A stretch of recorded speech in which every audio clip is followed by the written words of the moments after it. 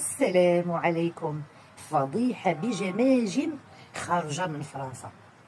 العمي توتو مسيكنا قالك سيدي ماكرون قرر بان حتى الناس الدبلوماسيين الجزائريين اللي غادي يجيو لفرنسا يديروا الفيزا مع الخوت، يشدوا الطوابير، يجمع الوراق وداكشي. الله الله الله، شو كبيره يا عمي توتو.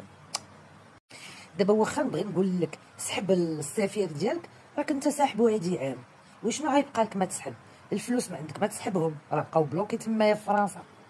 انا منك نسحب هادوك الحتاله اللي كاينين تما، دوك جيبهم ردهم.